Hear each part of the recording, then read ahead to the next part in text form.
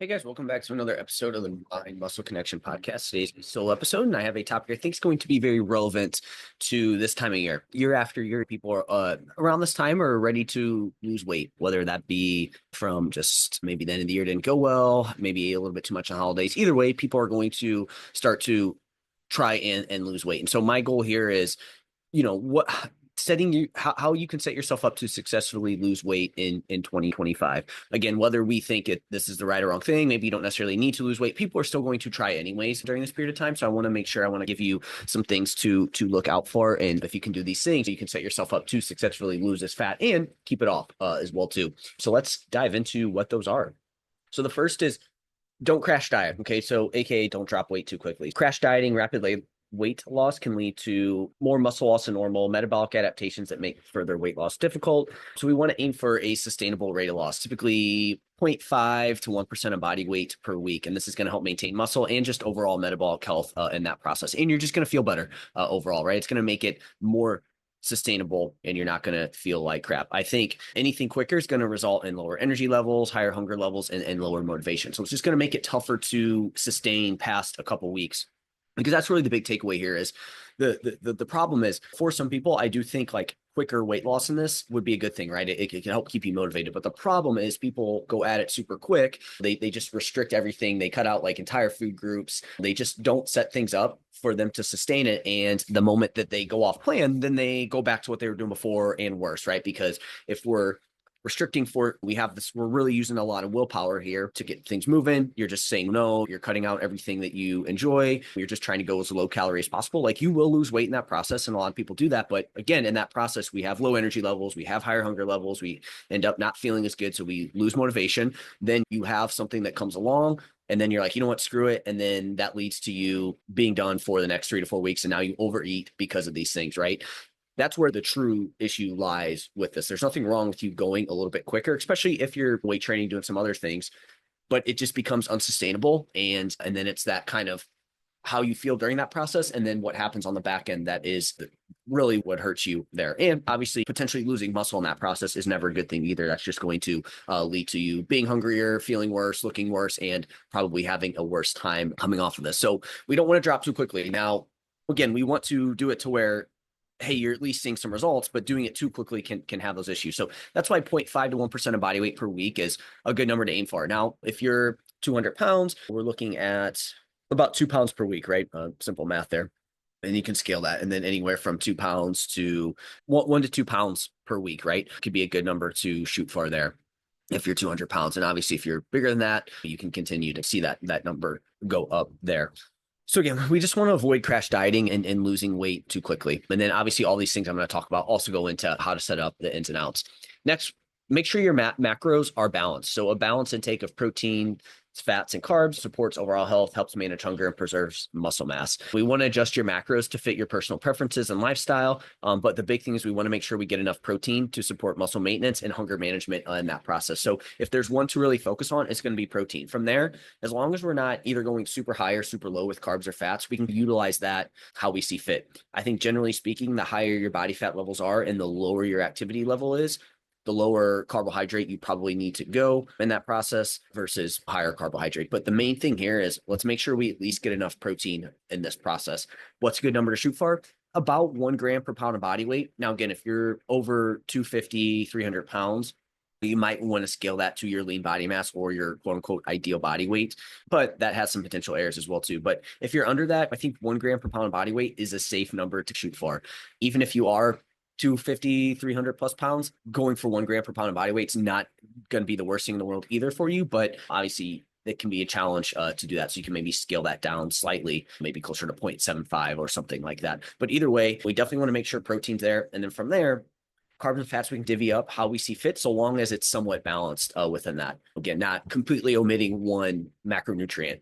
Carbohydrates, maybe you're going quote unquote lower carbohydrate, but you're not only just eating, you're not completely cutting out all carbs, because there's going to be some benefit to having some fruit. There's going to be some benefit to having some whole grains. There's going to be some benefit to having some veggies. So we want to make sure that we're not completely cutting all those things out. And then fats, same thing. We could go so high with fats that then that's not going to be great. It's going to be, those are very calorically dense, so they can add up pretty quickly.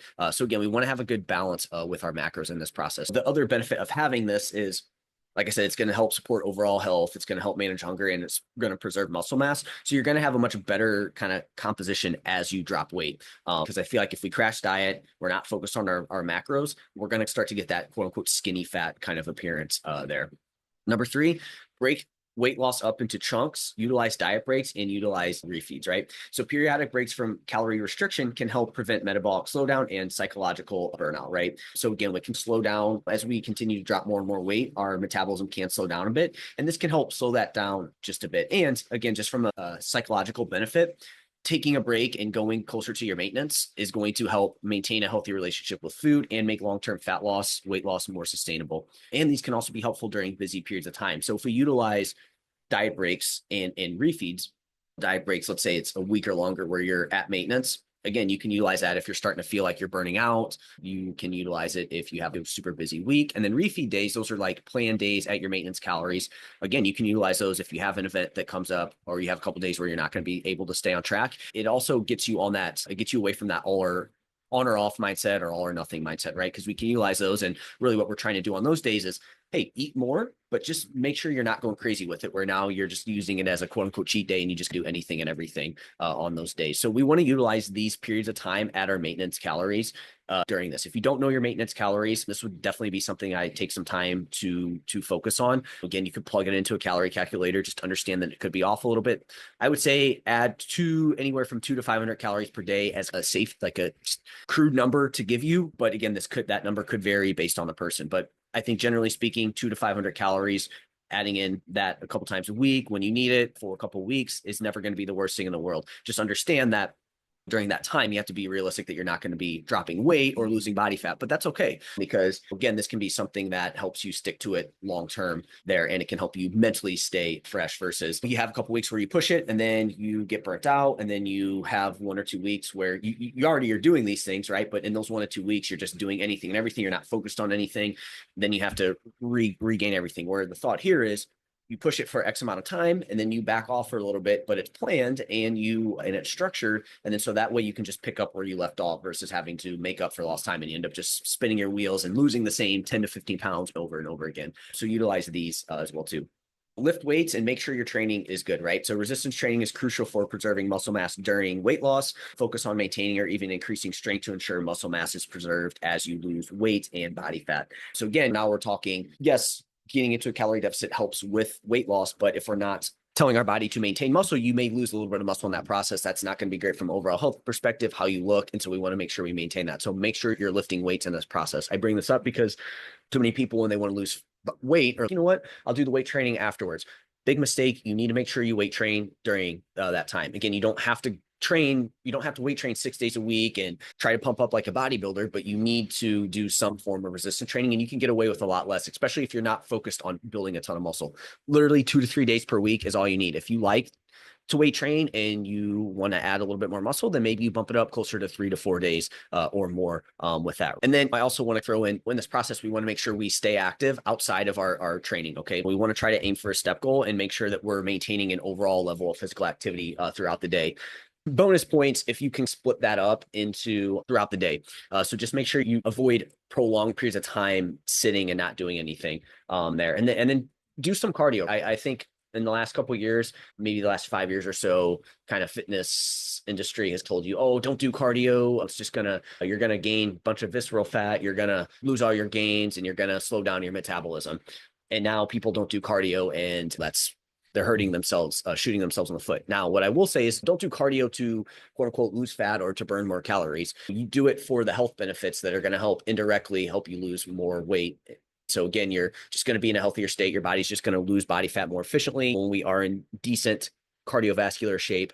And you do obviously get that increase in energy expenditure as well too, which is always helpful. Lift weights, but also make sure you stay active and do some cardio as well too in this process. Next, don't rely on exercise for fat loss. So this is what I was just talking about. While exercise is important for overall health and it helps support a calorie deficit, most of your weight loss results will come from dietary changes, okay? So consider exercise as a tool to complement your nutrition efforts and improve body comp, not as the primary method for fat loss. This is again where a lot of people burn themselves out, where they just try to do a ton of cardio. They cardio their way down, they cardio their way to weight loss, and it works for a little bit, but then it ends up backfiring. And that's where I think cardio got its bad rap from, is for people who specifically try to cardio their way for fat loss. So again, understand that exercise helps, but we can't have that be our sole focus for losing body fat. It's just going to be an uphill battle if you don't also focus on the nutrition side of things.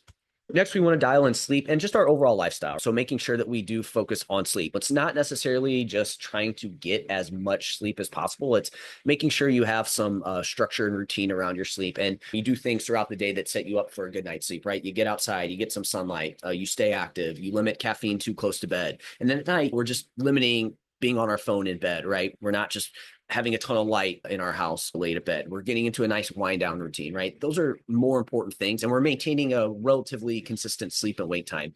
That's what we mean by sleep, right? And in turn, I say lifestyle because I think if you do those things, it improves your lifestyle and it helps with sleep as well too. But also from a lifestyle perspective, making sure that we're managing our stress in healthy ways, right? We're not relying on food or alcohol to help manage our stress, which in turn is going to make it hard to lose body fat. But you're also doing things that make you feel good, and you're avoiding things that don't make you feel good, right? Whether that be people or getting on social media, right? You need to make sure we're also focused on the lifestyle, but also your environment too, making sure that you're setting yourself up for a successful environment. If you're like if you're just around tasty foods all the time, or your environments where it's challenging, like again, maybe to go back to people, you're just always around alcohol on the weekends. Again, maybe it's time to reconsider your environment as well too. So this kind of all falls into the lifestyle things.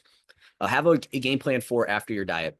Transitioning out of a calorie deficit is as important as the diet is itself. Plan for a gradual increase in calories to help maintain your new weight and prevent rebound fat gain. But again, just have some sort of game plan afterwards. If you get to your goal weight and then you're just like, you know what, I'm done, I'm good to go, you're going to struggle. You're probably going to put all that weight back on. We want to make sure we have a game plan for after the diet as well too. Make sure you have a plan for your activity. Make sure you have a plan for weight training. Make sure you have a plan from a nutrition perspective, right? You're not just done and then now you're not going to track everything. Use some of the habits that you built during your weight loss phase to also utilize in that phase outside of it. So again, I can't stress this enough about having a game plan for after your diet.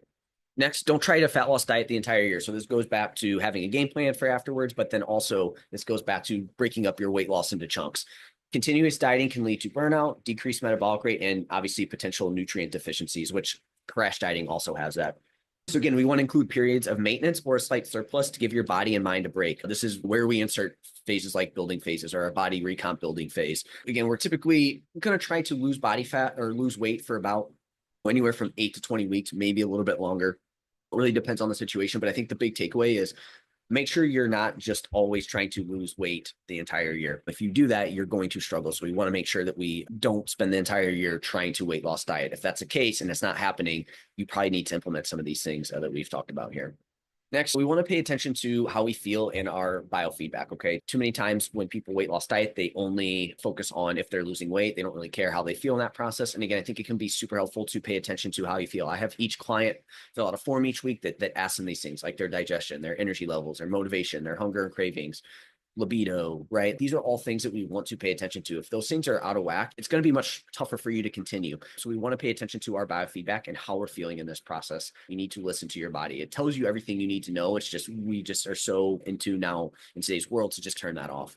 Next, consider taking a body recomp approach instead of just weight loss. Again, this is going to improve body composition by losing fat and building muscle simultaneously. This approach often leads to more sustainable and visually noticeable results, right? And I find that more people have more runway than they think to do this. Most people think they can't do it. So again, consider a recomp approach versus just weight loss there. And then lastly, just make sure you track more things besides just your scale weight. If that's the only thing you track and the only way you're judging if you're successful is if each day you weigh in, that weight's going down, you are going to struggle. You're going to probably go against everything I said here so far, but then also mentally you're going to struggle, right? So again, track your scale weight because we want to track that. We want to make sure you're headed in the right direction. But one, have better weigh-in conditions. So you're weighing in first thing in the morning, post-bathroom, pre-food or drink. And we're doing that. And then we're taking the average of that for that day or for that week, and then we're comparing it to your weekly trends. So that's first, improve your methods to tracking your scale weight. And then from there, track something else besides just your scale weight. Again, track your biofeedback, track your measurements, track your progress pictures, track how your clothes are fitting. some other metric of health that you want to track, like just make sure you do something else besides just scale weight. If the only way you're judging yourself from your health and fitness is by just hopping on the scale daily, and if it goes up a pound or two, you feel like you failed, you are going to struggle, and this is not going to be sustainable. So we need to find something else. This is why it's important for me to have clients track other things besides that and improve our methods of tracking our scale weight. If you do these things, you're going to have a successful weight loss phase in 2020. Again, some of it is what we do during, but then it's also our approach throughout the year and what we do outside of that. That is important. Some of it's nutrition, some of it's training, some of it's outside of training and nutrition, right? I think the big takeaway here is people think that weight loss, health and fitness is just, hey, your training, your nutrition, what you eat. And when we say what you eat, it just means you have to eat clean all the time. And that's not the case, right? It goes way deeper than that. And again, this is why I take a 360 approach with my clients with all this stuff, right? It's super important to also focus on things outside of the gym, how you feel, et cetera, versus just seeing your scale weight go down. So if this was helpful in any way, and if you feel like you need help setting up your weight loss in 2025, or you just feel like you need a different approach in 2025 in terms of how you go about it, or maybe it's not just focusing on losing weight, then my free 30-minute strategy calls for you. We can hop into your goals, come up with a good game plan for the year, and then go from there. If you are interested in that, the link to that is in the show notes. Lastly, or not lastly, sorry, I got two more things I want to talk about. If you found this podcast to be helpful, if you could leave a rating and review, and that will help more people find this podcast. If you haven't followed me yet on Instagram, make sure you do. Jeff, that's where I'm most active on social media. If you have any questions on this podcast or in general, that's the best place to reach out to me. So make sure you give me a follow there. And that's it for this episode. I'll chat with you guys next time.